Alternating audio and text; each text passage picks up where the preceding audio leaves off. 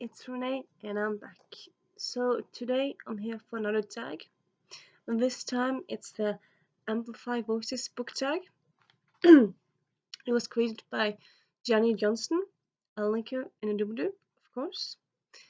It was created in connection to the recent killings in the States of Black people, and as a way for us, not that it should be about us, but like she thought that it would be a way um, to highlight African American voices. So the point is that you're supposed to read out loud either a poem, essay, or novel excerpt from African American uh, writer, and then that way you highlight that person, and people might discover that author and highlight those voices really. It's not said if you're supposed to take a quote that's centered around the Black American experience, or if it's just something that's by a Black American author. But I decided to do it that I'm doing a quote that's connected to the Black American experience. So yeah, it's very easy to do the uh, to do the uh, tag. It's not that difficult. First, task is God annoying. Let me just give me a moment. I'm back. Yeah, I just had to find the place where I'm gonna read. So yeah, first question is simply to find a text to read out loud. Okay, of course. Why I'm saying this? Of course you have to read it aloud. I mean, if you weren't going to read it aloud, it wouldn't work because people aren't telepathic. But yeah, so I'm gonna do a excerpt from An Extraordinary Union by Alyssa Cole. Yeah, I'm talking about this book all the time lately. I love it. It's just so good. And yeah, is it my fault that Alyssa Cole writes amazing books? I mean, if a book is amazing, you have to talk about it, right? Yeah. So yeah, I'm gonna read a bit an excerpt from this book, and then the second question. Tell us about the author. So the author is Alyssa Cole. She's African American, as you might expect. She she writes both contemporary romances, but also historical romances, as this is, Ash, as this one is. But I think, pretty sure she also has some sci-fi books. So yeah, she's written pretty much everything. Don't think actually. I think most of what she writes is actually adults. I don't think she writes stuff for teens or children. But I might be wrong. Maybe she's written something for children. I'm not completely sure. I'll link it in doodle the right answer to that. But yeah. Question number 3. Why did you choose this text excerpt? I chose it because even though it's a bit basic in a way, I just felt like it was just so not fitting. It was just so I really I really I really I really understood, and I really just was I felt like it's spoke to like something that happens a lot. Like you can really understand where the excerpt is coming from, and it's just like, my God, what's going on with other people, the other person? Because okay, so it's a dialogue, and one person in dialogue is just so facepalm. At the same time, a lot of people thought like that in the olden days, so it's just so amazing. And yeah, so I suppose that's why I chose it. I felt it was very good excerpt. I suppose I could probably have found other places in this book to read also, because it's just so good and full of stuff to makes you think. And yeah, but I chose that one. And then number 4, read. So I'm gonna read it now. So it's, as I said, it's an excerpt. It's from the end of the book, so I suppose it's spoiler, but in a way it's not completely spoilerish. And you know what? I'm not really gonna say. Well, okay, there's some names and some characters here, but even though even though like you get some names from characters, so you know the character, one of the characters meets this person. I wouldn't say it's completely spoiler in a way, because I mean, if you read this book like in a year or half a year, will you remember all the characters? Will you remember seeing this tag and remember exact thing except? I suppose you might, but okay, sorry, spoiler, because this is from chapter 25, 25, 25th, so it's a bit from the end of it. It's not spoiler, I mean, it's more like it's happening to the characters, but it's not a huge plotline. It's not a huge scene, and yeah, I'm just gonna read. Okay, okay. So to set the scene, set the scene. You can't just start reading. You kind of have to give context, don't you? So as I said, this is historical romance, historical series, historical plot book, and the characters, the main characters are spies. They're spies uh, for the the Union, not the Confederates, but for the Union in the Confederate States. That's the right way to say it.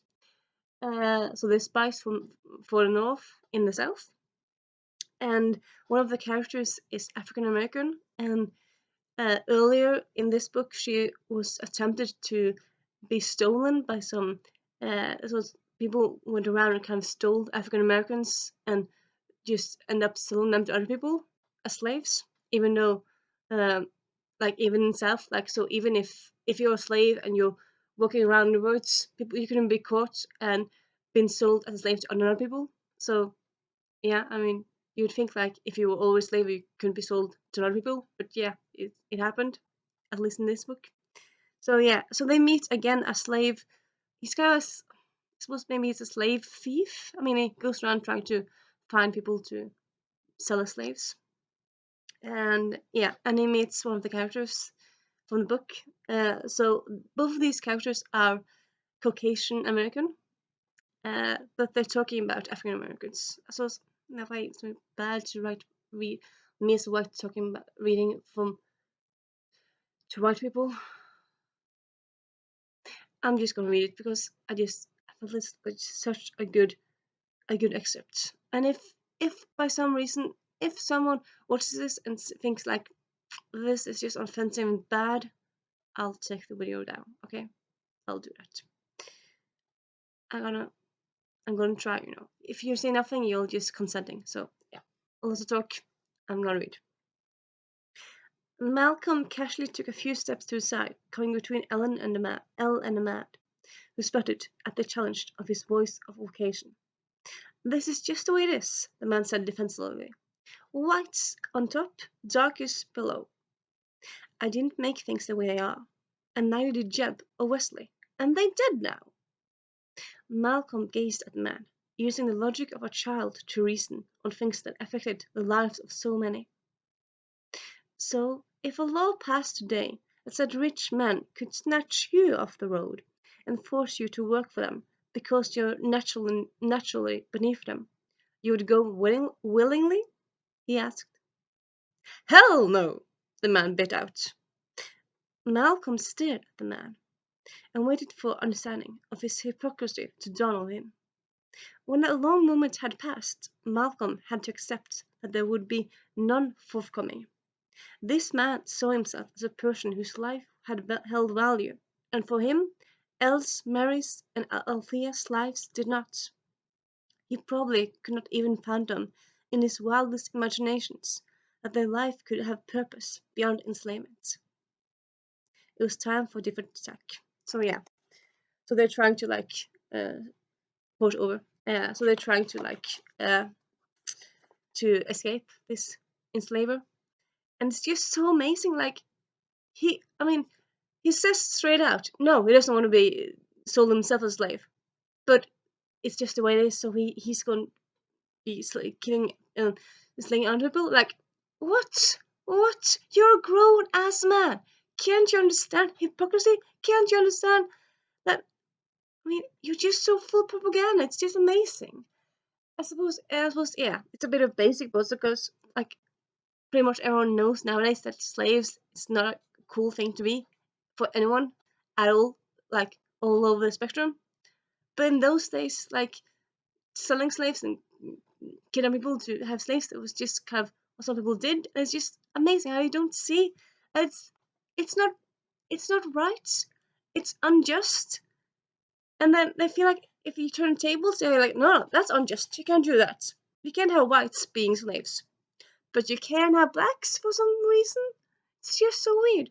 But I suppose you can, in a way, take logic in account into racism and I suppose big questions like that, because racism, it's not logical. Because, of course, we're all humans.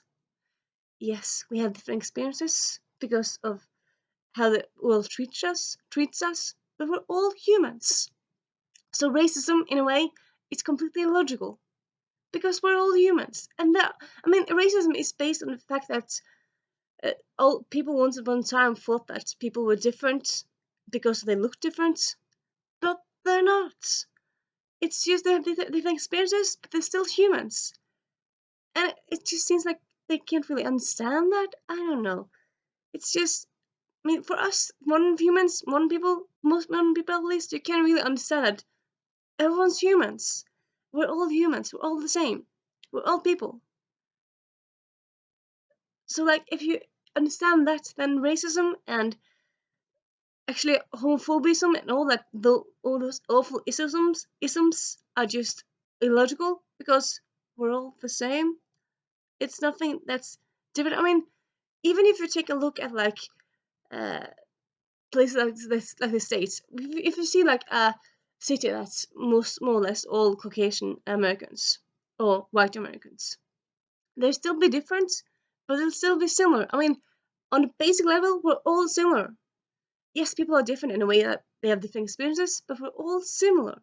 So racism is it's just so illogical to me. It's just illogical.